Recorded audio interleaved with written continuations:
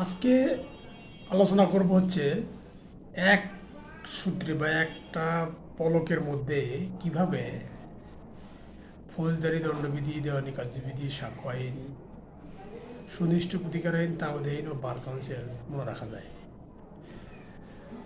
ফৌজদারি কার্যবিধি 1898। এটা সূত্র হচ্ছে প্রথমে আসাদ, পরে তপু আবিষ্কার করে। আমরা জানি যে ফৌজদারি কার্যবিধির 9টা খণ্ড আছে। এই 9টা খণ্ড প্রথমে আসাদ, পরে তপু আবিষ্কার করে। এই 9টা খণ্ড এই সূত্রটার মধ্যেই রয়েছে। প্রথমে হচ্ছে 1 নম্বর খণ্ড, আ হচ্ছে 2 নম্বর খণ্ড, সা হচ্ছে 3 নম্বর খণ্ড, দ হচ্ছে 4 নম্বর খণ্ড। পরে তপু, তপু হচ্ছে 5 নম্বর খণ্ড, 5 এবং 6 নম্বর খণ্ড। 5 হলো ত, উতে হচ্ছে 6 নম্বর খণ্ড, আ হচ্ছে 7 নম্বর খণ্ড, বি হচ্ছে 8 নম্বর খণ্ড, দন্ত স হচ্ছে 9 নম্বর খণ্ড। আমাদের খণ্ড শেষ। এখন প্রথমে মানে প্রাথমিক বিষয়, এটা হচ্ছে 1 থেকে 5 ধারা। এটা প্রথম খণ্ড। প্রথম খণ্ড হচ্ছে প্রাথমিক বিষয়, এটা 1 থেকে 5 ধারা। দ্বিতীয় খণ্ড আ, আদালতের শ্রেণী বিভাগ, এটা হচ্ছে 6 থেকে 41 নম্বর খণ্ড, 6 থেকে 41 ধারা।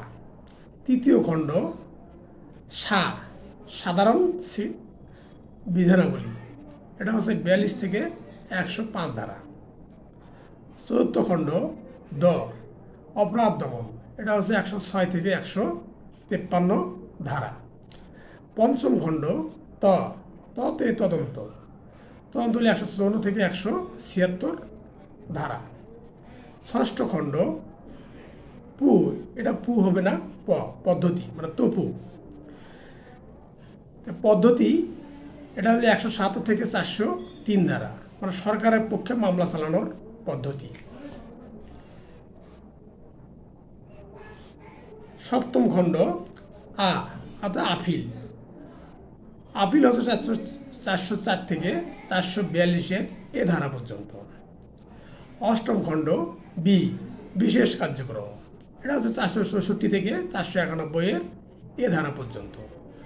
নবম খণ্ড দন্তস্ব, আবিষ, দন্তস্ব, সম্পূরক বিধানাবলী, এটা হচ্ছে 492 থেকে 565 ধারা পর্যন্ত।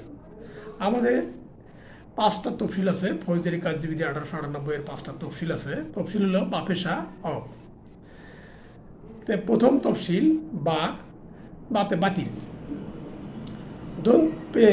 মানে পেনাল কোডের অধীনে অপরাধ সমূহ, এটা হলো দ্বিতীয় তফসিল। সা, মানে সাধারণ ক্ষমতা সমূহ, আদালতে যে সাধারণ ক্ষমতা সমূহ থাকে সেটা হচ্ছে সাধারণ ক্ষমতা সমূহ। চতুর্থ তফসিল অ, মানে ম্যাজিস্ট্রেটের অতিরিক্ত ক্ষমতা সমূহ। পঞ্চম তফসিল, এটা হচ্ছে ফ, বাপেশা অফ, ফতে হচ্ছে ফর্ম সমূহ। আমরা জানি যে 11টা ফর্ম আছে, সেই ফর্মের বিষয়গুলো এখানে বলা আছে। এবার আমরা দেখব দণ্ডবিধি। দণ্ডবিধি 1860 সালের আইন। এই দণ্ডবিধি মনে রাখার সহজ পদ্ধতি হচ্ছে বেবি দেশ বেবি। তাহলে আমরা জানি দণ্ডবিধিতে 5টা পর্ব আছে। বেবি দেশ বেবি, এই বেবি দেশ বেবি 5টা পর্ব। বেতে প্রথম পর্ব, বি হচ্ছে দ্বিতীয় পর্ব, দে হচ্ছে তৃতীয় পর্ব, দন্তের স হচ্ছে চতুর্থ পর্ব, আর বিবি হচ্ছে পঞ্চম পর্ব। প্রথম পর্ব বে, মানে বেসিক, মানে অর্থাৎ প্রাথমিক আলোচনা, এটা আছে 1 থেকে 120 বি ধারা পর্যন্ত। এটা হলো অধ্যায় হচ্ছে 1 থেকে 5 এ অধ্যায় পর্যন্ত। দ্বিতীয় পর্ব বি, বিতে বিবিধ অপরাধ, এটা হচ্ছে 121 থেকে 298 ধারা পর্যন্ত। এটা ধারা 6 থেকে, এটা অধ্যায় হচ্ছে 6 থেকে 15 অধ্যায় পর্যন্ত। তৃতীয় পর্ব দে, দেহ মানব দেহ ও জীবন সংক্রান্ত অপরাধ, এটা হচ্ছে 299 থেকে 377 ধারা পর্যন্ত। এটা আছে 16তম অধ্যায়। চতুর্থ পর্ব দন্তের স, সম্পত্তি সংক্রান্ত অপরাধ, এটা আছে 378 থেকে 462 বি ধারা পর্যন্ত। এটা 17তম অধ্যায়। পঞ্চম পর্ব বিবি। বিবিতে হচ্ছে বিবিধ অপরাধ, এটা হচ্ছে 463 থেকে 511 ধারা পর্যন্ত। এটা 18 অধ্যায় থেকে 23 অধ্যায় পর্যন্ত রয়েছে। তাহলে আমরা পাইলাম ফৌজদারি কার্যবিধি, পরে প্রথমে আসা পরে তপু আবিষ্কার করে, তারপর পাইলাম দণ্ডবিধি, বিবি দেশ বিবি 5টা পর্ব। এবার আমরা দেখব দেওয়ানি কার্যবিধি 1908। দেওয়ানি কার্যবিধির 11টা অধ্যায় আছে এবং 118টা ধারা আছে। এই প্রমাজা বিবি ও আরে হাবিবি, আমরা যদি এই সূত্রটা মনে রাখতে পারি, প্রমাজা বিবি ও আরে হাবিবি, তাহলে আমাদের 11টা অধ্যায় এবং 1 থেকে 118টা ধারা সহজে মনে রাখতে পারবো। তাহলে আমরা এটা কোনো অধ্যায় নাই।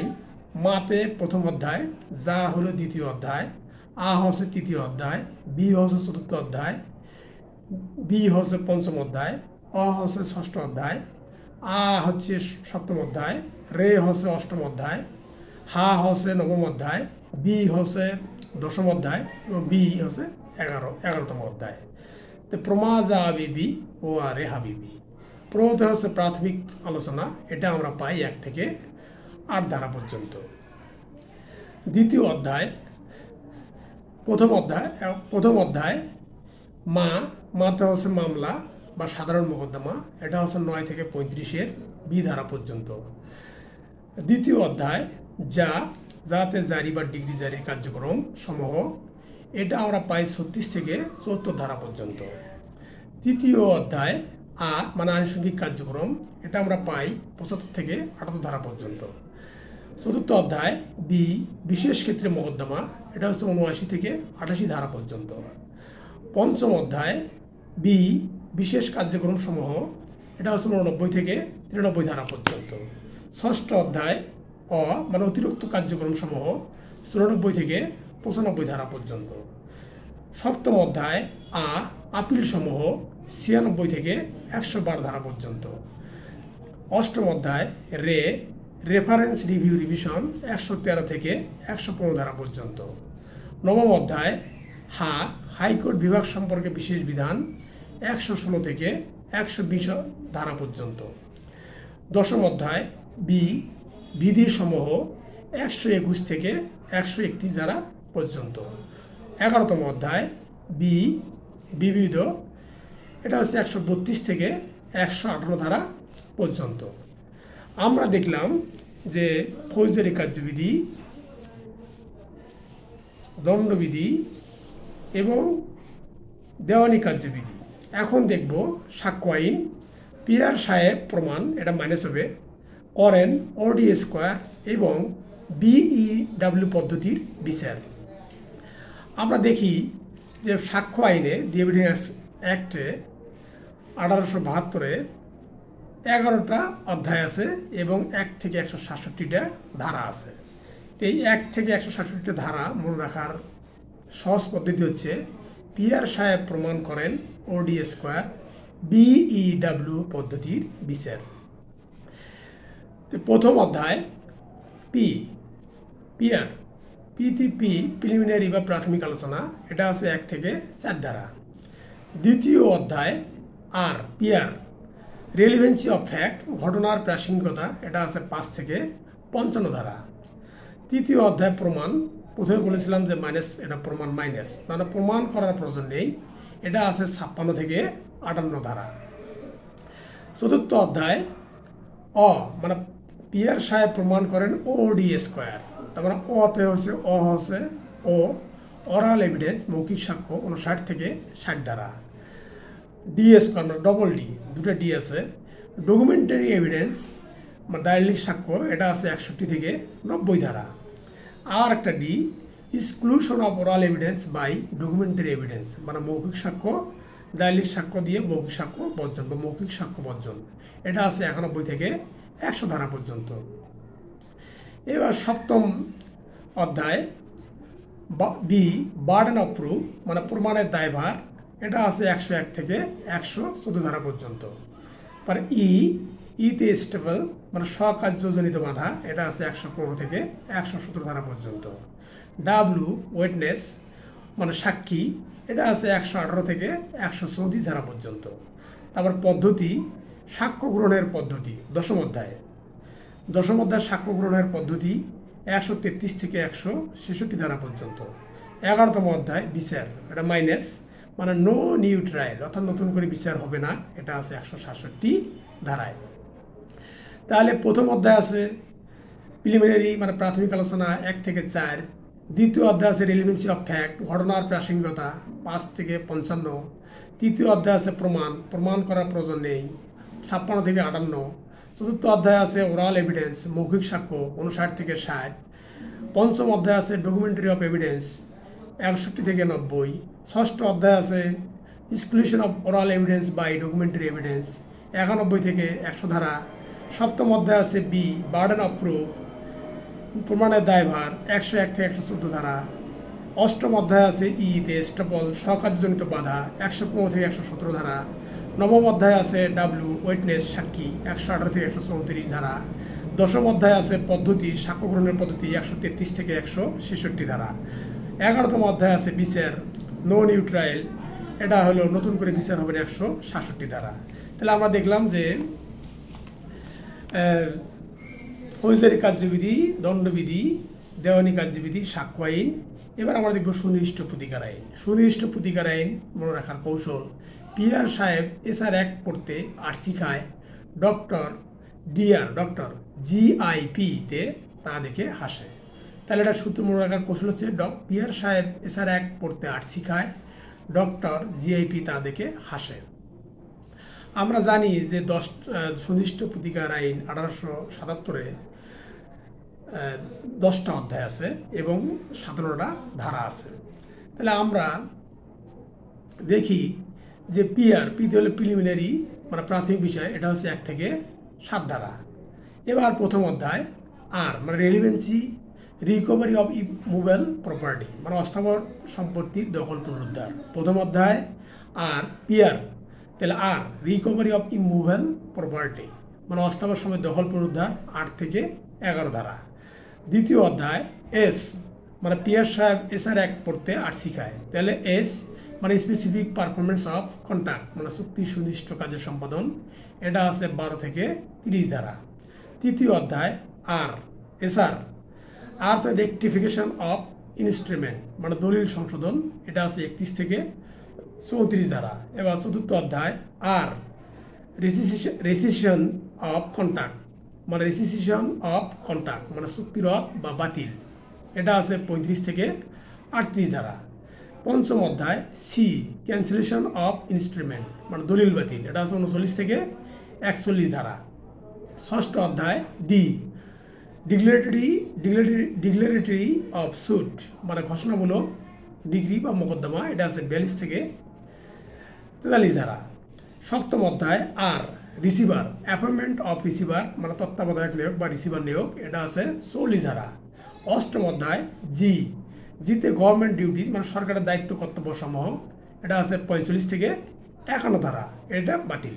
অষ্টম অধ্যায়টা সুনির্দিষ্ট প্রতিকার আইনের অষ্টম অধ্যায় বাতিল। যদি প্রশ্ন আসে সুনির্দিষ্ট প্রতিকার আইনের কোন ধারা বাতিল, কোন অধ্যায় বাতিল, তাহলে বলতে হবে অষ্টম অধ্যায়টা বাতিল। নবম অধ্যায় আই ইনজাংশন, তাহলে অস্থায়ী নিষেধাজ্ঞা, এটা আছে 52 থেকে 53 ধারা। দশম অধ্যায় পি পার্মানেন্ট বা পারপিচুয়াল ইনজাংশন 54 থেকে 57 ধারা। তাহলে আমরা দেখলাম যে 57টা ধারা এবং 10টা অধ্যায়।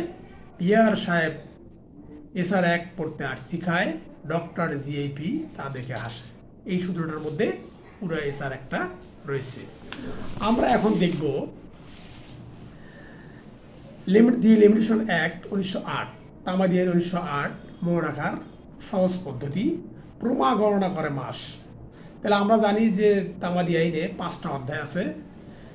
তাহলে প্রথম অধ্যায় মানে প্রাথমিক বিষয় 1 থেকে 2 ধারা। দ্বিতীয় অধ্যায় মানে মামলা আপিল ও দরখাস্ত তামাদি এটা আছে 3 থেকে 11 ধারা। তৃতীয় অধ্যায় গণনা মানে তামাদির সময় গণনা বা হিসাব, এটা আছে 12 থেকে 25 ধারা। চতুর্থ অধ্যায় মা মানে দখল বলে মালিকানা সত্ত্ব লাভ, এটা আছে 26 থেকে 28 ধারা। চতুর্থ অধ্যায় মা মা দখল বলে মালিকানা সত্ত্ব লাভ, এটা 26 থেকে 28 ধারা। পঞ্চম অধ্যায় দন্তস্ব সংরক্ষণ ও রহিত, এটা আছে 29 থেকে 32 ধারা। আর অনুচ্ছেদ সমূহ মা আদর করে। তাহলে প্রথম তফসিল অনুচ্ছেদ সমূহ মা আদর করে। আমরা জানি যে তামাদি আইনে 3টে তফসিল আছে, এই তফসিলের মধ্যে মা আদর করে, তাহলে এই 3টে তফসিল আমরা মনে রাখতে পারবো। তো প্রথম তফসিল মা তাহলে মামলা তামাদি, এটা হচ্ছে 1 থেকে 149 অনুচ্ছেদ। দ্বিতীয় তফসিল আদর, মা আদর করে, তাহলে তাহলে আপিল দায়ের তামাদি, এটা হচ্ছে 150 থেকে 157 অনুচ্ছেদ। তৃতীয় তফসিল আদর, তাহলে হচ্ছে আপিল দায়ের তামাদি 150 থেকে 57। আর তৃতীয় তফসিলে দরখাস্ত দায়ের তামাদি 118 থেকে 183 অনুচ্ছেদ। আমরা দেখলাম যে তামাদি আইন 1908 সহজে মনে রাখার কৌশল, প্রমাণ গণনা করে মাস। আমরা এবার দেখব যে বার কাউন্সিল, এই Bangladesh legal practitioner and bar council order 1972, এটা মনে রাখার সহজ কৌশল। এটা হচ্ছে প্রাণী সবচেয়ে তালিকায় কম তাই আমরা অভাবী। প্রাণী সবচেয়ে তালিকায় কম তাই আমরা অভাবী। এখানে যে 101টা বিধি আছে, সেই বিধিটা মনে রাখার সহজ পদ্ধতি হচ্ছে Bangladesh legal practitioner and bar council order 1972-এর মনে রাখার সহজ 101টা বিধি সহজে মনে রাখার পদ্ধতি হচ্ছে প্রাণী সবচেয়ে তালিকায় কম তাই আমরা অভাবী। প্রারম্ভিক বা প্রাথমিক আলোচনা, এটা হচ্ছে 1 থেকে 2 বিধি, এটা হলো প্রথম অধ্যায়ে আছে। এখানে অধ্যায় আছে 10টা। Bangladesh legal practitioner and bar council order 1972 অধ্যায় আছে 10টা, আর বিধি আছে 101টা, আর 46টা অনুচ্ছেদ আছে। 46টা অনুচ্ছেদ যেহেতু আছে, তাহলে 46টা অনুচ্ছেদ বলা যায়, আবার আদেশও বলা যায়, যেহেতু এটা অর্ডার, 46টা অর্ডার। হ্যাঁ, এটা আমরা সকলেই অনুচ্ছেদ হিসেবে পরিচিত, কিন্তু এটা আসলে আদেশ। তো যাই হোক, বিধি আছে 101টা। তো 101টা বিধি রাখার সহজে মনে রাখার কৌশল, প্রাণী সবচেয়ে তালিকায় কম তাই আমরা অভাবী। হচ্ছে প্রারম্ভিক বা প্রাথমিক আলোচনা, 1 থেকে 2 বিধি, এটা আছে প্রথম অধ্যায়। নীতি হচ্ছে নির্বাচন, এটা হচ্ছে 3 থেকে 27 বিধি, এটা আছে দ্বিতীয় অধ্যায়ে। তারপর দন্তেস্ব সবচেয়ে দন্তেস্ব হলো সংজ্ঞাসমূহ, এটা আছে 28 থেকে 40 বিধির মধ্যে, এটা হচ্ছে তৃতীয় অধ্যায়ে। পথে হচ্ছে পদ্ধতি শাস্তিমূলক পদ্ধতি, এটা হচ্ছে 41 থেকে 51 বিধিতে আছে, এটা হলো চতুর্থ অধ্যায়ে। তারপর হচ্ছে চেয়ারম্যান, এটা হচ্ছে 52 থেকে 57 বিধি, এটা হচ্ছে পঞ্চম অধ্যায়ে। তালিকা অ্যাডভোকেটের তালিকাভুক্তি, এটা হচ্ছে 58 থেকে 73 বিধি, এটা হলো ষষ্ঠ অধ্যায়ে। আবার কতে হচ্ছে কমিটি, এটা হচ্ছে 74 থেকে 79 বিধি, এটা হচ্ছে সপ্তম অধ্যায়ে। অভাবী, অতে হচ্ছে অর্থ, এটা হচ্ছে 80 থেকে 88 বিধি, এটা আছে অষ্টম অধ্যায়ে। অর্থ মানে অষ্টম। অভাবী, ভাতে হচ্ছে ভাতা ভ্রমণ ভাতা আছে কমিটিদের জন্য, সেটা হলো 89 থেকে 90 বিধিতে, এটা হচ্ছে নবম অধ্যায়। বিতে হচ্ছে বিবিধ, এটা হচ্ছে 91 থেকে 101 বিধি পর্যন্ত, এটা আছে দশম অধ্যায়ে। তাহলে আমরা যদি প্রাণী সবচেয়ে তালিকায় কম তাই আমরা অভাবী, প্রাণী সবচেয়ে তালিকায় কম তাই আমরা অভাবী, যদি আমরা এটা মনে রাখি তাহলে আমরা সহজে মনে রাখতে পারবো কিভাবে বাংলাদেশ লিগ্যাল প্র্যাকটিশনার বার কাউন্সিল অর্ডার 1972 মনে রাখা যায়। ধন্যবাদ সকলকে।